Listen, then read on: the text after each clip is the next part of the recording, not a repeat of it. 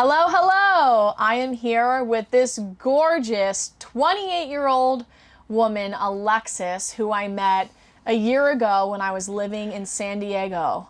And Alexis lives in the coolest freaking RV. We are actually filming in it right now. And she also has her own clothing and jewelry line for women. So she's an entrepreneur. She's lived a very unique life, and she's here to talk to us today about her journey with self-love. So I'm thrilled to have you on. Welcome. Thank you. Thank you. I want to start going back to your teenage years, because one thing that you've shared with me since I've met you is that you actually struggled with an eating disorder. And I think this is part of the reason why you feel so passionate to talk to us about self-love, because of the journey that you've walked. So throw us in at a time in your life where you feel would be best to start. Okay. So, well, first off, thank you for having me. I'm so excited to be here. 13 was kind of the age, so 7th grade. I started kind of comparing myself to my friends, and although I was definitely more of the fit of the group, for some reason there was still that kind of like challenge that I struggled with, comparing myself to other people and my friends, and just started this random, very, very stupid and very unhealthy competition of who could become the smallest. And so me and my girlfriend decided to be bulimic, which is where when you do eat, you purge or puke it up. And so that's kind of how it started. And what I kind of have learned over the years is that there's a lot more to it than just trying to have this competition with my friends. So you and your friends made some kind of a pact, and Yeah. you guys essentially decided, we're going to be bulimic, so what do Yeah. we need to do next? Yeah. It wasn't like a gradual thing that just subconsciously happened and you were kind of unaware. It was like an intentional decision that you made. Yeah. That is so interesting. Very. So from your opinion and perspective, do you think that there was a particular reason or something in your life that influenced you to even consider choosing to be bulimic? Because, I mean, for me, that would never have been something that would even cross my mind to explore. So Yeah. was there some kind of experience that you had earlier in your life that impacted you in a really negative way or traumatic way that would have you be in a position like that? Or Yeah, I noticed that just not having parental guidance per se, or too much of parentals around me. I recognized later on that it was more so also something that I wanted to get attention from, and I definitely did, from other students, other teachers, and it ended up being a thing where the teachers would go into the bathroom at lunchtime to make sure that I wouldn't go in there. And then it kind of transitioned into me being well, fine, I'm still in control and I'm still gonna do whatever that I want. And so then it became anorexia. So where you starve yourself. And then it kind of just was this pattern. So then I ended up taking it home, where if I were to eat at home, I'd be you shouldn't do that. And so then I would purge when I did eat at home. So it was kind of this toxic cycle. so you're basically saying that growing up, you never really felt like you had a whole lot of attention from your Yeah. family, and you decided as a teenager that having an eating disorder would make people talk about you and shine a light on you as a person, give you the attention that you never had. Yeah. So you were 13 around this time, right? Yeah. What was your like life looking like day to day? It was interesting because from the outside, I was cheerleading, varsity.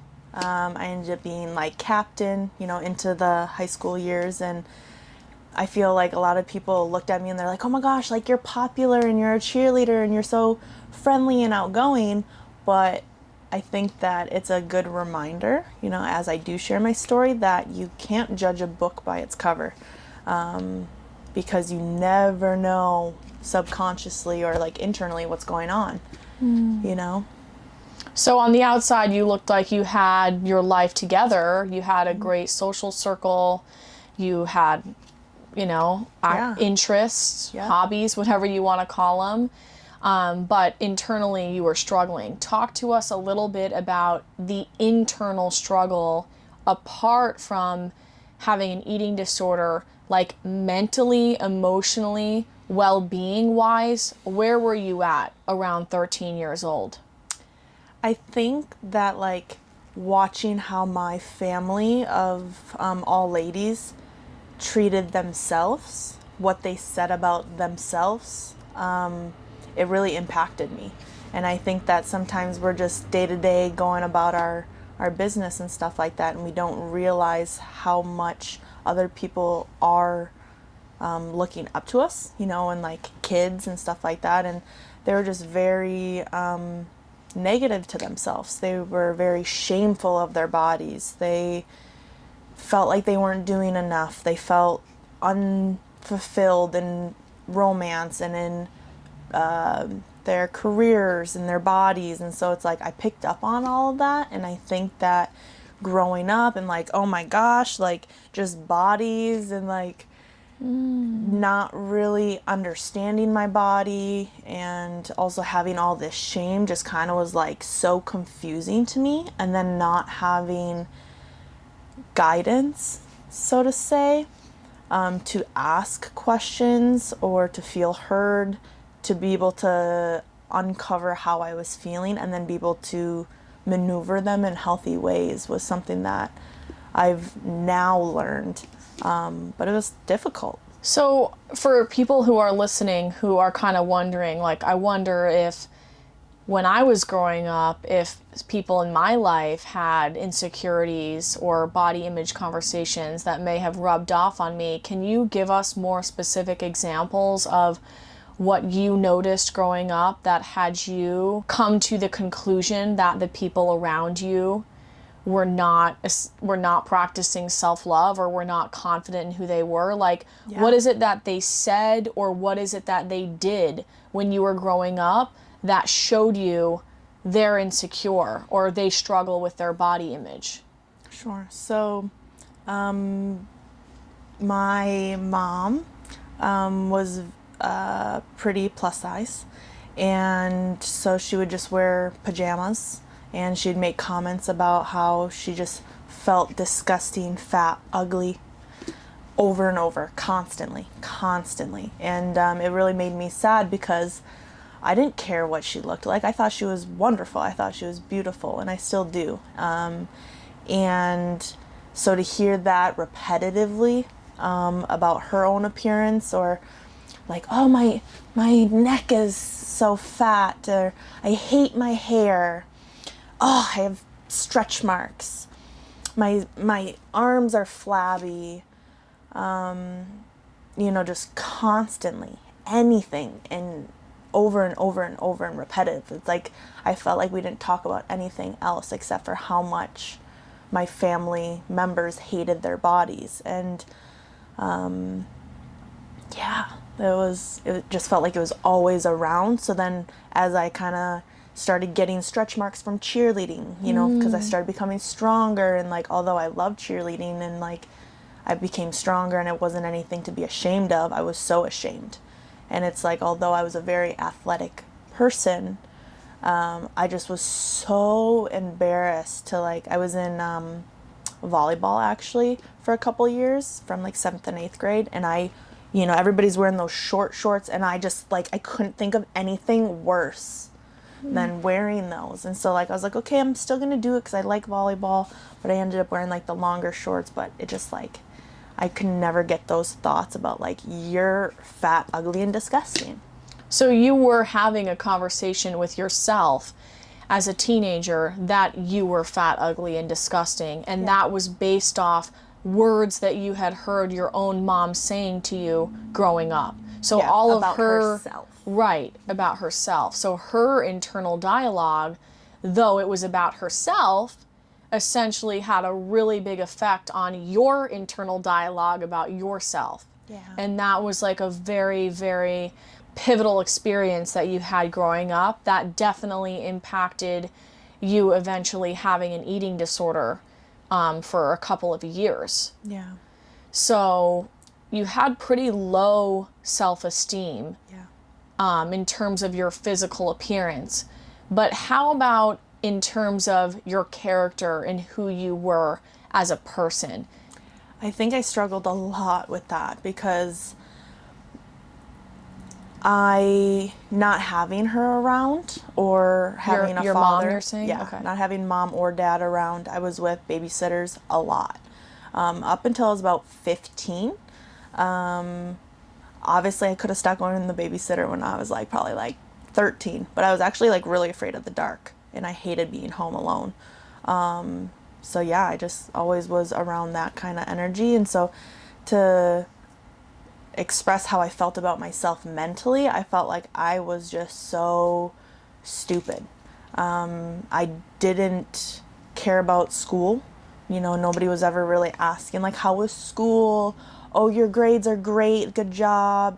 It was never really anything like that for me, so I didn't value school. And so I think also, again, subconsciously, I was like, you're stupid and you're disgusting, you know? So I kind of like still put on this persona of like doing the things that I loved, but deep down I was like, that's what I felt about myself. It kind of sounds like in a way you were a little bit neglected because your mom was physically present. You didn't really have much of a relationship with your dad, but your relationship with your mom wasn't all that close and nurturing and supportive, and you didn't really have that strong foundation to like to rely upon to build yourself up as a person, because it's not like you had someone cheering you on as you were growing up or telling you how beautiful you were or smart you were or having you see the greatness in you. Right. You it's not that you were told that you weren't told that you were ugly or stupid or that you would amount to nothing, but it was almost like the lack of supportiveness and the lack of words and communication and support communicated something at the end of the day.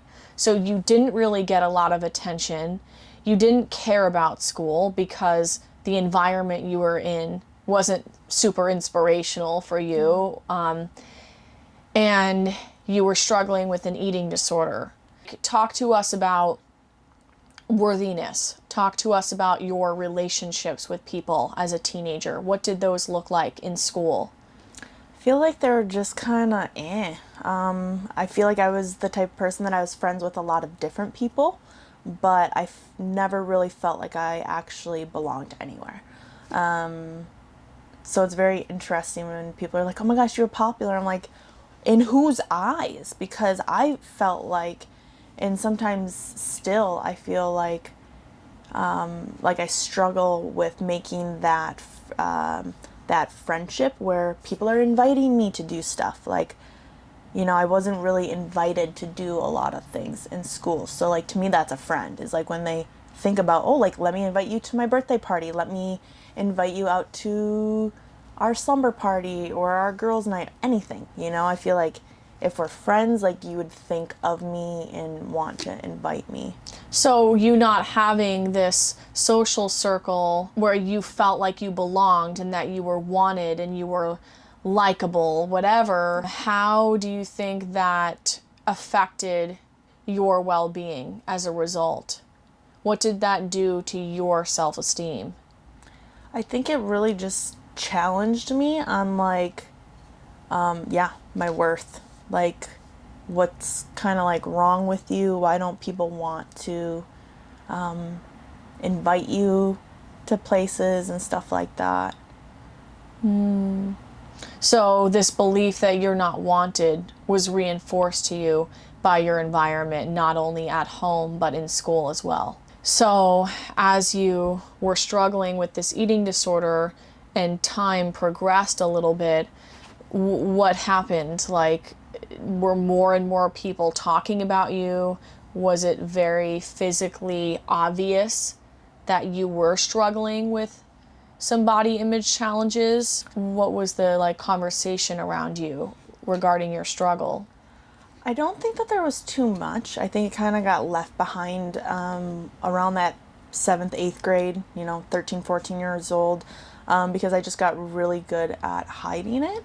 If I had noticed, oh, okay, they're on to me, so I can't really puke at school, so I just won't eat, and then I would go home and eat, and then do the whole purging thing. So that was kind of my lifestyle in high school, for those 4 years. And I don't think I, alarmed anybody more so on like the purging aspect, but more so like there'd be times like maybe we're all out to eat and like I had been with my friends all day and they're like, oh, you haven't eaten anything, but you're still also not eating, so maybe like they had noticed, but physically I didn't get necessarily like extremely tiny. I kind of like maintained, I would say, like a pretty petite and athletic frame. But yeah. Yeah, so as you got older, bring us to like the end of high school. Were you still struggling with that? And then how did that impact what your future plans were? Because at the end of high school, a lot of kids are going off to college. They have these goals and visions for their life. Where were you at? Were you in a really low space mentally and emotionally? Were you a little bit better because now you were, 18, becoming an adult? What experiences kind of shaped you at that point? I've always been like a big dreamer. So like I always like thought about going to New York or like living in California and like Where were you from? Wisconsin. Okay.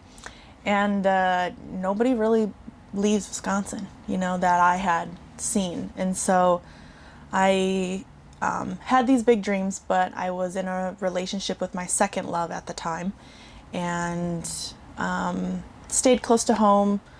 Mental health, I was still all just struggling. But I had noticed that like I really didn't want to do this anymore. At this point, I didn't understand why, because I knew I wasn't fat, ugly. So I was like, why are you still self-sabotaging yourself? You didn't want to continue being bulimic, Right. and or anorexic Exactly. anymore when you were like 18 and you were graduating high school. Yep. Okay, keep going. So then I was like in this relationship and stuff like that, and for the most part it was okay. And when that had ended, it was just like extremely devastating. And that was at about 19, 20. We were kind of on and off. And I had started going to like raves, which are just like concerts or music festival camping trips and stuff like that. And kind of had like this spiritual awakening, I guess you could say, where I was just like, I am so capable of more, and I just kind of hit a wall where I was like, I am so over like harming myself and stuff like that. So I really focused on just resisting the urges more so, recognizing that I don't need to do it because I'm not fat, ugly, disgusting. I don't need to do that. I don't need to harm myself by doing those things. So you just woke up one day. I don't know, yeah. But you didn't have like a therapist or someone in your life who was saying, look, you really got to confront this eating disorder. I mean, my family was like, what the, why are you doing this? Just super upset. But I was just like, buzz off. I just didn't want anybody telling me what to do because it's like, I don't know. I always have had that mentality. I don't like people telling me what to do and stuff like that. So, yeah, I just So you kind of just took it snapped out upon of it. yourself after years of having an eating disorder to Yeah. just wake yourself up and say, there's more to life and Yeah. there's more for me to pursue and do, and I can't have this eating disorder, be my entire identity. Right. So where did you go from there?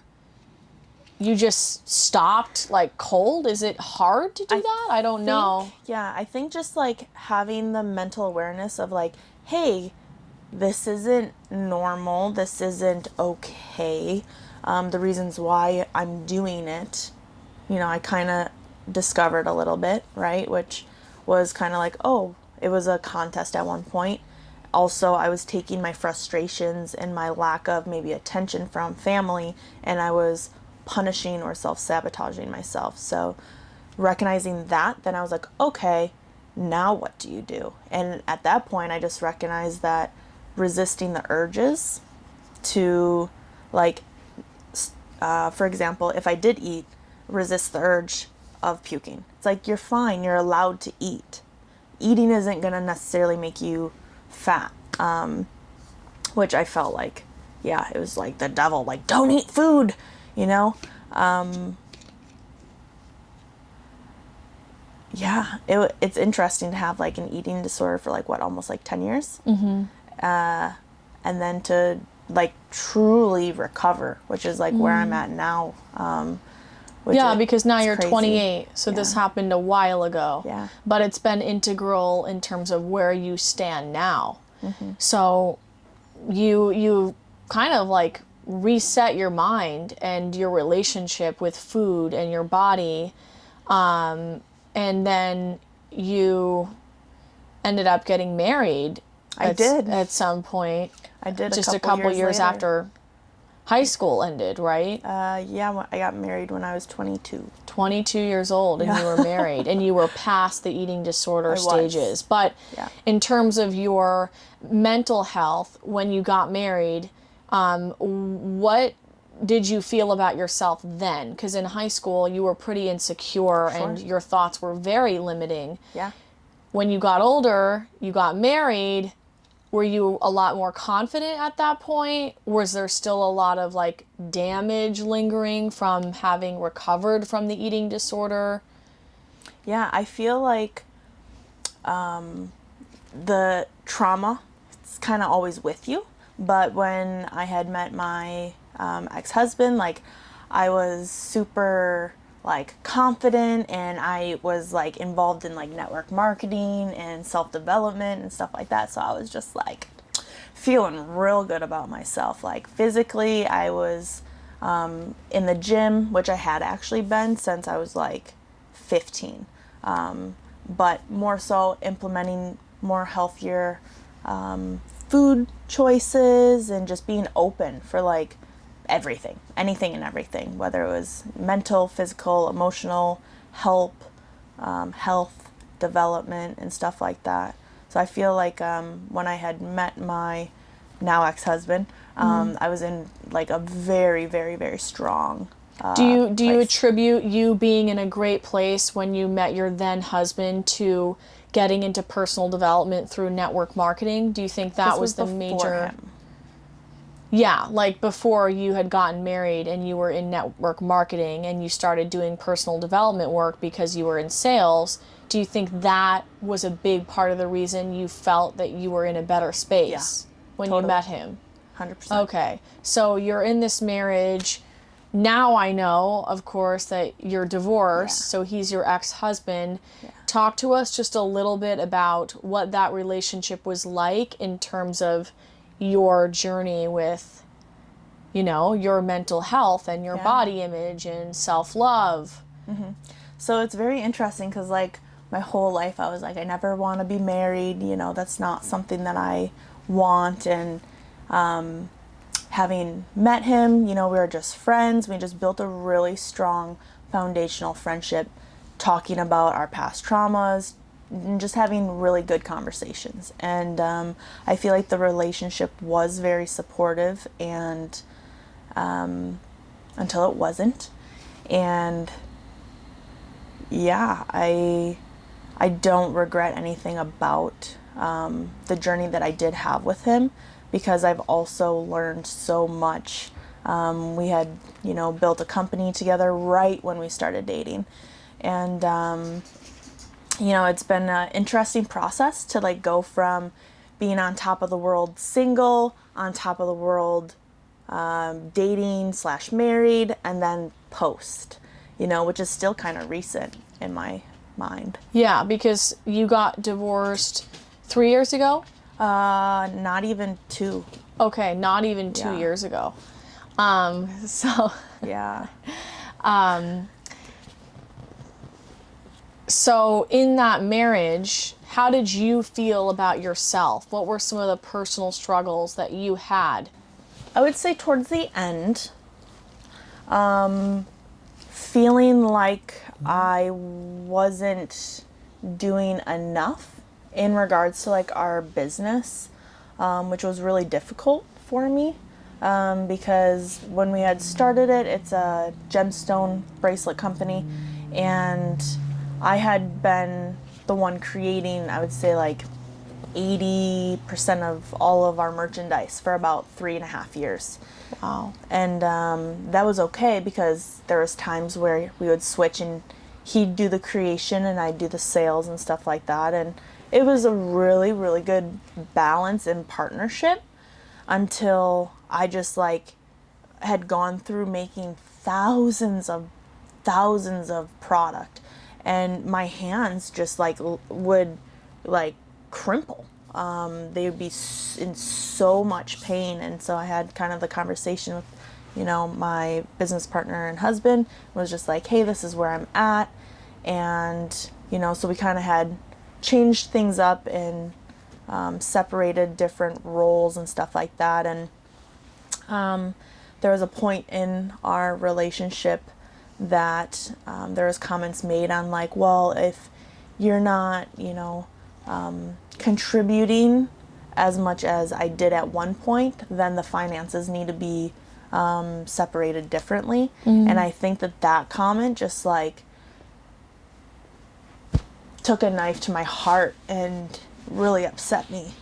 And so towards the end of like the marriage, I just started feeling like really like all these triggers growing up, kind of like not feeling good enough or that I'm doing enough, kind of came into play, because he like verbalized it.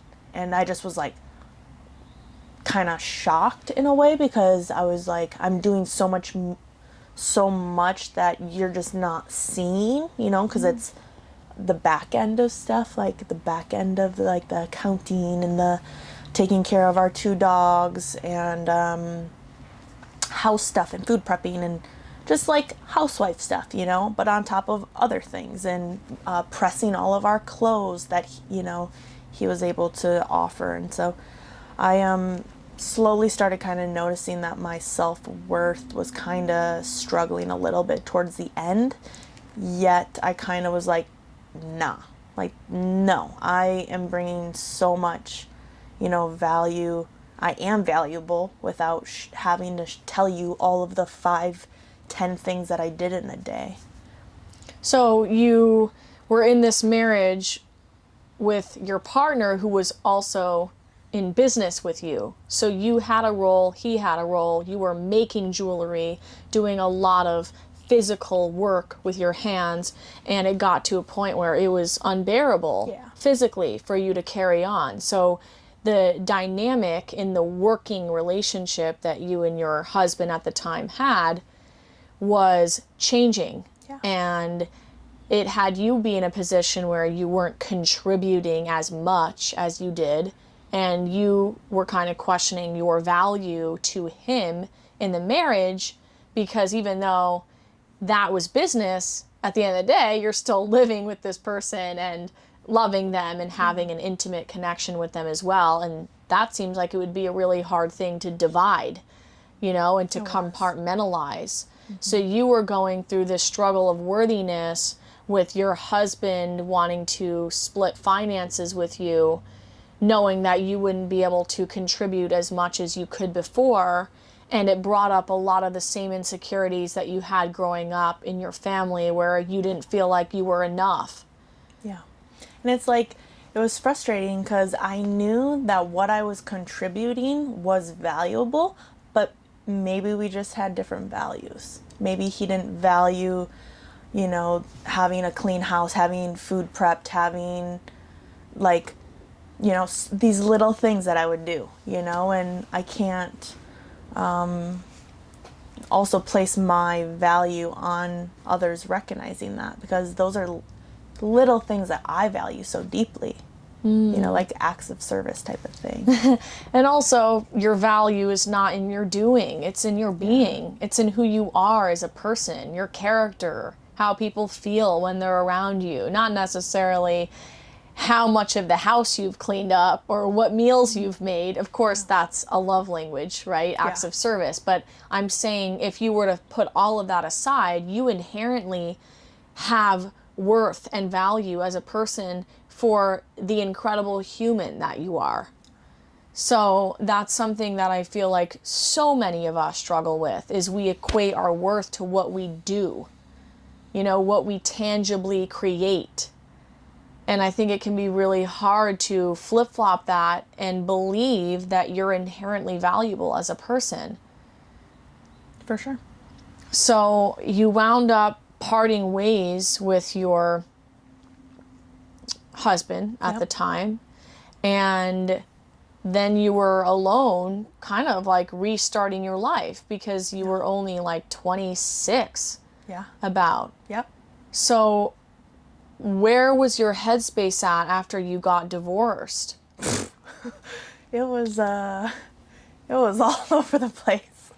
I just was like, I knew that I had so much to offer. I knew that I had so much more that I wanted to tap into.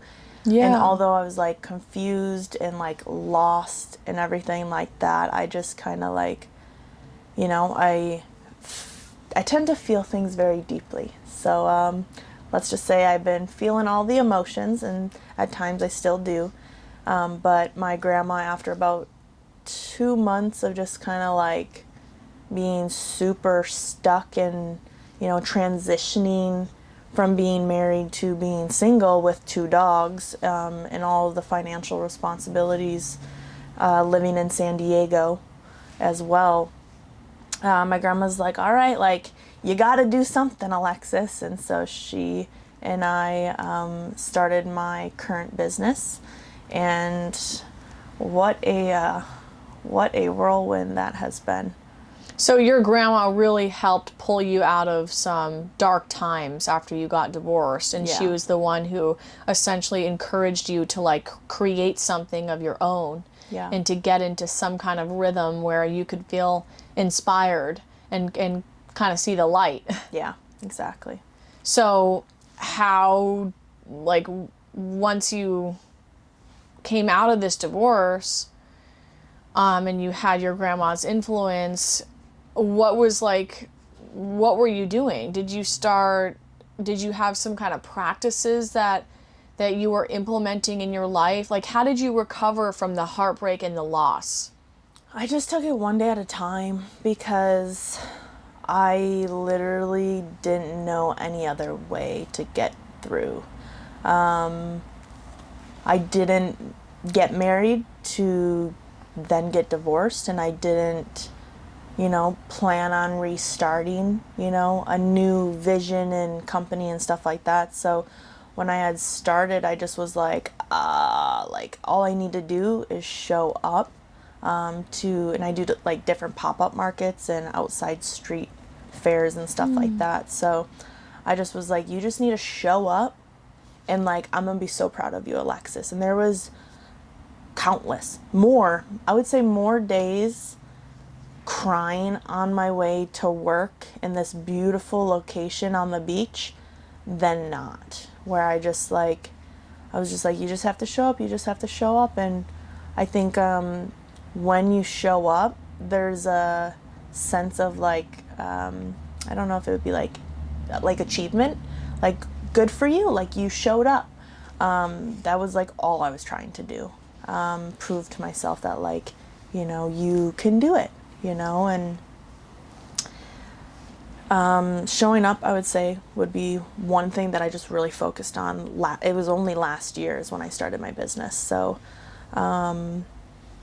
then implementing just things that I like to do. I'm very passionate about being outside. So biking, yoga, exploring, some say hikes.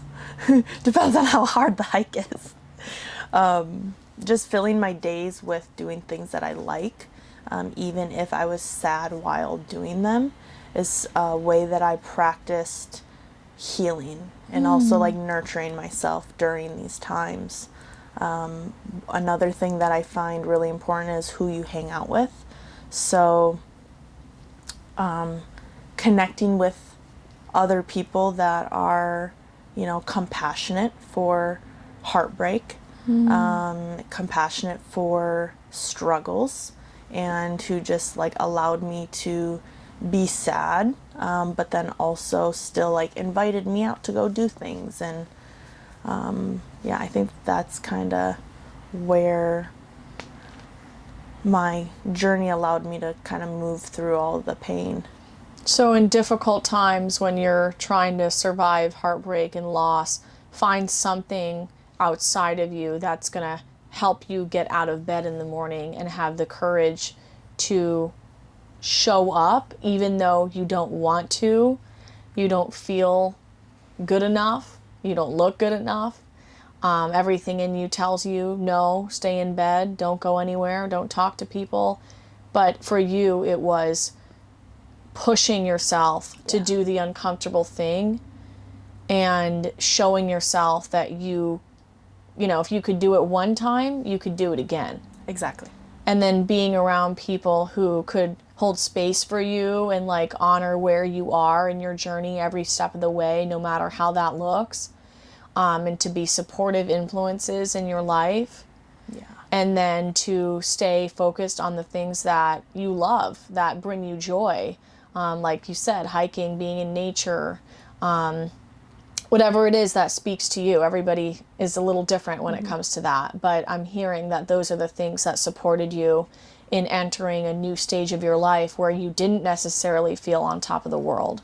Yeah, I would say definitely did not feel on top of the world. And also sharing that with people and letting them know, like, I'm not on top of the world. Like, I know for the last 5 years, you guys have seen this super bubbly and confident and this lady who's traveling and, you know, doing her thing and is so in love and all of these things. And it's like, none of it was not real. But it's like, my reality looks different right now. Yeah. And we should note for everybody listening, you got this in RV that we're filming in right now after you came out of that divorce.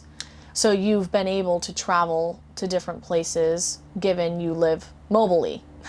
I do live mobily. Yeah, I actually haven't really traveled as much as I had the last 5 years. Yeah. And so, but I feel something I'm brewing. I last year overcame a huge fear. So I'm a big fan of like bucket lists and just like hitting a reset button, even if it's like 4 o'clock in the middle of the day and I'm like, oh, like it's been a crap day or I've ate really crappy and I really don't feel good. Like, cool. Do you want to reset right now? Because there's no right or wrong time to like challenge myself to resetting. And so when I move and stuff, it's really nice because I get to hit that reset button. I have new neighbors. I have a new environment. Same house, but like I really love that about my lifestyle. And I've implemented like overcoming a lot of my fears, which one is just simply showing up, you know, when it's like I don't want to leave my tiny little box. I call it my dungeon, actually. We opened up the curtains, but like it gets pretty dark in here. So yeah, just like I like keeping it real because I've been through so much that I don't think that this hour could absorb. But I've been through so much that it's like I know that the storm will pass, but like I'm really deep in the storm right now. So I just like to keep it real. And that's literally what I love the most about you. You have this online presence where you post pictures, videos, and you describe really intimate details of your life in the most authentic and vulnerable way. You know, you'll be crying on Instagram, sharing everything that went terribly, but you are so inspiring in that way because you show all of us that our life isn't just about the highlight reels that everybody posts about on social media, and that there's so much to learn when we're in the depths of our sadness or dark times, and that it's okay to share that with people because people are drawn to vulnerability and raw, real people who are willing and have the courage to share what's true for them. And you do that so well. So hard. Yeah, I mean, I somewhat get it because I do that on my Instagram, but I look to you and I'm like, wow, she really is unafraid of showing the world every aspect of who she is and unapologetically, which is what's so incredible about it. I think the same about you, darling. Seriously, I'm like, oh my gosh, this lady can articulate her thoughts and her words so beautifully. I'm just like, oh, thank you. Oh my gosh.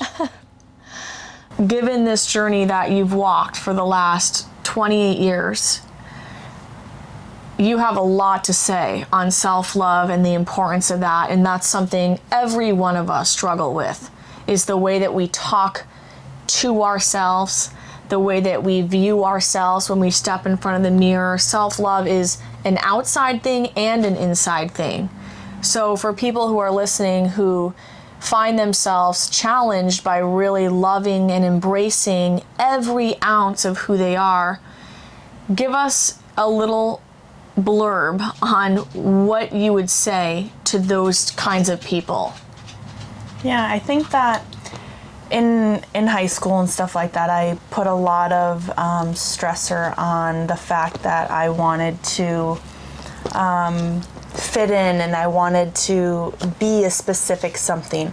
And I found that I don't have to fit in to anything. Like, I can be hippie, free-spirited, I can be country, I can be rocker, I can be glam, I can be anything that I want to be. And with my company, my motto is be true to you. And so however you wear my clothing, although it does have a little bit of a more like vibrant bohemian hippie flair, I have people that rock it with like combat boots and studs and leather, and I'm just like, yes. And so like, I would just encourage you to be true to you, however that looks, however that you know, personality comes out, you know, because I think also sometimes like feeling like I have to hide how goofy or how bubbly I am, you know, I have to dull myself down to be accepted, and it's like, well, you're just not my people then. So just kind of recognizing that like there's so many people out in the world, and there are a lot of people that are just like me and that are just like you. And I think that the more we can express ourselves and make those like friendships or connections, you realize that you're really not as alone as you feel or as I feel. Yeah. And so I would just say, just keep being true to you, authentically, you know, showing up, even if it's not how maybe like your family, you know, expects of you. I think that the way we talk to ourselves is everything. I think that that's crucial. So, you know, not only like saying nice things to yourself, all over my RV, I have notes everywhere. Every crevice of my place, there's like positive quotes. So if I'm like turning off the light switch, I'm like, oh, there you are. Like, I am safe. I'm safe to be whoever I want to be right now. I am, you know, I am smart, and I do have a lot of wisdom to share. That was something that I have on my back dry erase board in my office, is like, I am smart and I do have a lot of wisdom to share. And if I share it, people who care and who can relate, they will listen, And I think that we put so much stress on ourselves to figure out who we are and how we're supposed to look a certain way and we're supposed to act a certain way. And I just say to hell with it all, because who is there to tell us how we're supposed to be, how we're supposed to feel? And I think that it's really important to just be true to you. You said so many amazing things there. There's so many nuggets that people are going to get, and I am totally with you. Of course, you're going to feel alone in life if you're with people where you don't feel safe or comfortable to be yourself. And when you can find people who love you for your authenticity and for what you bring to the table as a human, you're going to feel connected. But it starts with really owning who you are as an individual, because no one else can give that to you. And you've for sure done that, and you work on it all the time. I don't think we've ever arrived in life. I don't think I'm forever, for the rest of my life, going to be a confident person 24/7. I'm going to have my insecurities, my doubts, my limiting beliefs. And I love that in your RV you have these sticky notes of affirmations, and it's great reminders for you to constantly check in with yourself and what you're saying to yourself, what you're believing, because that of course is going to impact the way you show up in your life and what you do in life. So thank you for sharing all of that with us. I appreciate your willingness to be vulnerable today and every day. And why don't you just tell them what your Instagram is, because if you're looking to freshen up your feed with some real life content and not just the highlight reels that you see from your friends or celebrities you love, then you're going to want to follow this girl, because she's the master at keeping it real. And Keep it real. she has an amazing clothing and jewelry line for women. So I'm all about women supporting women. I can't believe you're 28 years old. And everything you have is a testament to who you are.